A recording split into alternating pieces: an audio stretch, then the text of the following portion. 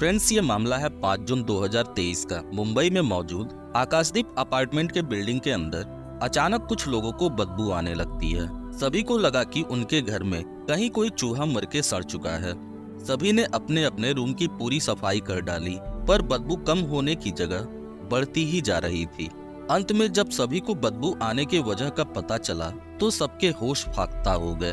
तो कैसी बदबू थी ये और लोगों ने क्या देख लिया था, ये सब कुछ जानेंगे हम अपनी आज के इस वीडियो में। तो फ्रेंड्स, स्वागत है आप सभी का क्राइम कोड चैनल के एक और वीडियो में। आज की कहानी है माया नगरी मुंबई से, जहां एक बिल्डिंग के 7th फ्लोर पर 4 अपार्टमेंट बने हुए थे। उन अपार्टमेंट में रहने वाले परिवारों को 5 जून 2023 को अचानक से बहुत ही गंदी बदबू आने लगती है। किसी को कुछ पता नहीं था कि ये गंध आखिर आ कहां से रही है। सभी को अपने रूम में चूहे के मरने का अंदेशा हुआ। सभी ने अपने कमरों की सफाई की, लेकिन ये क्या, गंध खत्म होने की जगह बढ़ती ही जा रही थी। अब अपार्टमेंट के लोग आपस में मिलते हैं तो पता चलता है कि ये प्रॉब्लम सभी को हो रही है। उनकी अपार्टमेंट के नंबर क्रमशः 701, 702, 703 और 704 थे, जिसमें से 703 तक के लोगों ने दुर्गंध की शिकायत बताई थी, पर 704 से न कोई बाहर आया न ही कोई शिकायत की। तो अब बाकी के 3 अपार्टमेंट के लोगों ने मिलकर 704 नंबर अपार्टमेंट पे जाकर वहां का हाल जानना चाहा, लेकिन वे दरवाजे को और घंटी को बजाते ही रह गए, पर फाटक अंदर से नहीं खुला। जिसके बाद वे सभी मिलकर 6th फ्लोर पर चले जाते हैं, जहां उन्हें पता लगता है कि यहाँ तो बदबू की कोई शिकायत नहीं है। तो सबको लगा कि हो ना हो ये बदबू टॉप फ्लोर से आ रही है, लेकिन वहाँ भी उन्हें कुछ नहीं मिलता। जिसके बाद अपार्टमेंट 703 में रहने वाला सोमेश जा पहुँचता है 704 नंबर अपार्टमेंट के पास, और इस बार वो लगातार दरवाजा खटखटाने लगता है, क्योंकि पिछली बार दरवाजा नहीं खुला था। लेकिन इस बार वो 704 में रहने वाले व्यक्ति से हर हाल में बात करना चाहता था। काफी देर सोमेश वहीं खड़ा होकर दरवाजा पीटता रहा, और इसी दौरान उसे महसूस हुआ कि जो बदबू आ रही है वो इसी दरवाजे के पीछे से आ रही है, लेकिन दरवाजा अभी भी नहीं खुलता है। लेकिन इस बार सोमेश वहीं खड़ा था। लेकिन ये क्या, अचानक से उस 704 अपार्टमेंट से आने वाली बदबू लगभग खत्म हो गई और भीनी भीनी खुशबू आने लगी। सोमेश को समझते देर न लगी कि अंदर जो भी है उसने अभी तुरंत ही रूम फ्रेशनर का प्रयोग किया है। अब सोमेश को शक होता है और वो तुरंत बिल्डिंग के चेयरमैन से बात करता है और सारी बातें बताता है। चेयरमैन ने एक बार कोशिश की, पर 704 का दरवाजा तब भी नहीं खुला। पर सोमेश ने ठान लिया था कि वो ये दरवाजा खुलवा के ही रहेगा और अंदर रहने वाले शख्स से रूम की सफाई करने को कहेगा। अपार्टमेंट 704 के अंदर मनोज नाम का एक व्यक्ति रहता था। सोमेश अभी ये सारी बातें सोच ही रहा था कि 704 का दरवाजा खुलता है और मनोज बाहर आता है। सोमेश गुस्से में कहता है कि तुम्हारे रूम से बहुत गंदी बदबू आ रही है, जिसकी वजह से बाकी तीनों अपार्टमेंट के लोगों को बहुत ज्यादा दिक्कत हो रही है। तो तुम अपने अपार्टमेंट को साफ क्यों नहीं कर रहे हो? तब मनोज कहता है कि मुझे इसके बारे में पता ही नहीं चला। खैर, मैं शाम तक पूरे रूम की सफाई कर दूंगा, और वहाँ से चला जाता है। सोमेश हैरान रह जाता है कि जिस बदबू की वजह से हमारा जीना हराम हो गया है, कैसे इस शख्स को उस बदबू का पता ही नहीं चल रहा है, वो भी उसी कमरे में रहकर। कोई ना कोई गड़बड़ जरूर है। जिसके बाद सोमेश ने ये सारी बात 701 और 702 वालों को बताई। जिसके बाद सभी फिर एक बार बिल्डिंग के चेयरमैन के पास पहुंच गए। आपसी बातचीत के दौरान सभी के दिमाग में दिल्ली वाली घटना आ जाती है, जिसमें एक शख्स ने लड़की को मारकर फ्रिज में डाल रखा था। सभी को लगा कि कहीं यहाँ भी तो वही हालत नहीं है, क्योंकि जहाँ 701 और 703 तक के सभी अपार्टमेंट के लोग एक दूसरे को जानते थे, वहीं 704 में रहने वाला मनोज और उसकी बीवी सरस्वती बहुत ही मिस्टीरियस थे। ये ना बाहर आते थे न किसी से मिलते जुलते थे। इसी बात को ध्यान में रखते हुए उन्होंने पुलिस को कॉल कर दिया। पुलिस तुरंत मौके पे पहुंच गई और 704 के बाहर उन्हें भी गंदी बदबू से समझ आ गया कि अंदर प्रॉब्लम तो जरूर है। अब पुलिस ने बिल्डिंग चेयरमैन की सहमति से 704 के दरवाजे को तोड़ दिया और अंदर दाखिल हो गए। पर जितनी तेजी में वो अंदर गए, उतनी तेजी में ही वो बाहर भाग जाते हैं, क्योंकि पूरा अपार्टमेंट भयानक दुर्गंध से भरा हुआ था। जिसके बाद मास्क की व्यवस्था कर पुलिस दोबारा अंदर जाती है। अंदर उन्हें लकड़ी काटने वाली एक आरी दिखती है। जिसके बाद वे बेडरूम, बाथरूम हर जगह छान मारते हैं, पर उन्हें वहां कुछ नहीं दिखा। तब पुलिस वालों ने फ्रिज को खोलकर देखा, क्योंकि दिल्ली की घटना सभी के जहन में ताजा थी, लेकिन उन्हें फ्रिज में भी कुछ नहीं मिलता है। आखिर में पुलिस किचन में जाती है, जहां उन्हें सारा गेम समझ आ जाता है। असल में किचन में 2 बाल्टी भर के खून रखा हुआ था, जिसमें छोटे छोटे मांस के टुकड़े भी थे। पुलिस को सारा माजरा पूरी तरह तो समझ नहीं आ रहा था कि तभी पुलिस ने थोड़ी दूरी पर रखी एक बाल्टी देखी, जिसमें उन्हें एक पैर दिखता है। जिसके बाद कहानी पूरी तरह से पुलिस के समझ आ गई।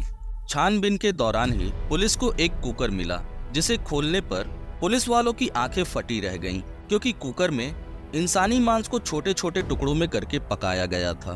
पुलिस वालों के सामने अब समस्या ये थी कि ये शख्स है कौन जिसे मार दिया गया है। पुलिस और तलाशी लेती है तो उन्हें एक कटी हुई चोटी मिलती है, जिसके बाद पुलिस को समझ आ गया कि ये किसी महिला को काटा गया है। पूछताछ से पता चला कि 704 में मनोज और उसकी पत्नी सरस्वती रहते हैं। सबने बताया कि मनोज को तो हमने आज भी देखा है, पर उसकी पत्नी हफ्तों से नहीं दिखी है। अब पुलिस को सारा गेम समझ आ चुका था। हालांकि मनोज उस वक्त बाहर निकला हुआ था, इसलिए पुलिस ये जानती थी कि अगर उसके सर्च की भनक उसे लगी तो वो गायब हो जाएगा। इसलिए पुलिस ने दिमाग लगाया और अपने ऑफिसर्स को सिविल ड्रेस में वहीं पर तैनात कर दिया। शाम होते ही मनोज वापस आता है, तो लोगों ने पुलिस वालों को बता दिया कि यही मनोज है।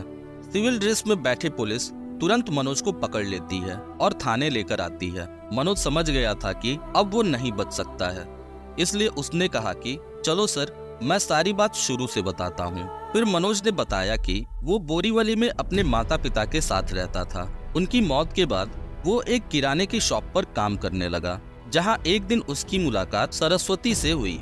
धीरे धीरे दोनों में प्यार हो गया, लेकिन इसी बीच मनोज बार बार ये कहता था कि जो कुछ भी हुआ उसमें मेरी कोई गलती नहीं है। असल में हुआ कुछ यूं था कि एक दिन मनोज का एक्सीडेंट हो जाता है, जिस वजह से उसकी बॉडी से बहुत सारा ब्लड निकल जाता है, जिस वजह से उसे ब्लड चढ़ाया जाता है। कुछ ठीक होने पर मनोज वापस अपने घर आ जाता है, लेकिन जल्दी ही उसकी तबीयत फिर से खराब होने लगती है। जिसके बाद मनोज फिर से अपना ब्लड चेक कराता है और रिपोर्ट आने पर मनोज जीते जी मर गया। उसे पता चलता है कि वो HIV पॉजिटिव था। उसने और भी जांच कराए, पर नतीजा वही निकला। मनोज ने अपने पुराने ब्लड रिपोर्ट्स देखे तो उसमें ऐसा कुछ नहीं था, जिसके बाद उसे समझ आ गया कि हॉस्पिटल में जो ब्लड उसे चढ़ाया गया था उसी की वजह से ये सारा कांड हुआ है। लेकिन अब कुछ नहीं हो सकता था। वो HIV की दवाएं लेने लगता है और अपने काम पर लौट जाता है और सरस्वती से फिर से मिलने लगता है। अंततः इन दोनों ने शादी भी कर ली। खर्च बढ़ने के कारण मनोज ने अपने बोरीवली वाले फ्लैट को किराए पे डाल दिया और खुद एक 10,000 का फ्लैट लेकर रहने लगा।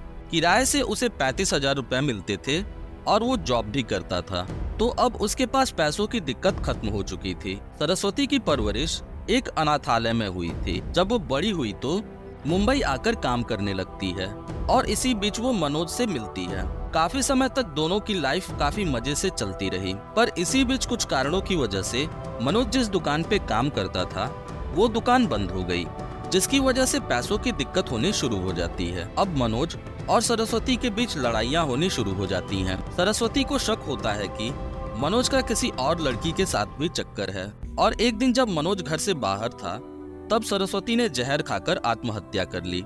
ऐसा मनोज ने अपने बयान में कहा है। मनोज वापस आकर जब ये देखता है तो वो घबरा जाता है। उसने पहले पुलिस को कॉल करने की सोची, फिर उसे ख्याल आया कि पुलिस उसे ही कातिल समझ लेगी और उसे जेल में डाल देगी। इसलिए मनोज ने सरस्वती की लाश को ठिकाने लगाने की सोची, पर उसे पता था कि यदि वो लाश को लेकर बाहर निकलेगा तो कोई ना कोई उसे जरूर देख लेगा और वो पकड़ा जाएगा। जिसके बाद वो एक दुकान पर जाता है और एक इलेक्ट्रॉनिक आरी, हथौड़ी और एक कटर खरीदता है और वापस आकर सरस्वती के शरीर के छोटे छोटे टुकड़े करना शुरू कर देता है। फिर शरीर के उन्हीं टुकड़ों को वो कुकर में उबालता है ताकि बदबू चारों ओर न फैले। उबालने के बाद वो बॉडी पार्ट्स को तवे पर फ्राई भी करता है।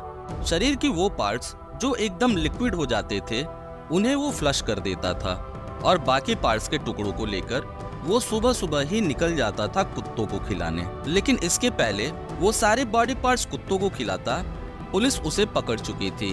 खैर, पुलिस को उसकी इस कहानी पर पूरी तरह यकीन तो नहीं है और पुलिस के अनुसार सरस्वती ने सुसाइड नहीं किया होगा, बल्कि मुकेश ने ही उसकी हत्या की होगी और अब अपने आप को बचाने के लिए ये बातें बोल रहा है। हालांकि सरस्वती ने जहर पिया था या मुकेश ने उसकी हत्या की थी, इसका पता तो सरस्वती के बॉडी के पोस्टमार्टम से ही पता चल सकता था, पर इसके लिए बॉडी का होना आवश्यक था, जो कि अब मुमकिन नहीं था। हालांकि पुलिस अभी भी सच जानने की कोशिश कर रही है। तो फ्रेंड्स, ये थी कहानी मुंबई के कुकर कांड की। जानकारी पसंद आई तो वीडियो को लाइक और शेयर करना और चैनल को सब्सक्राइब करना मत भूलिएगा। आज की वीडियो में इतना ही। मिलते हैं फिर अगली वीडियो में एक और क्राइम स्टोरी के साथ।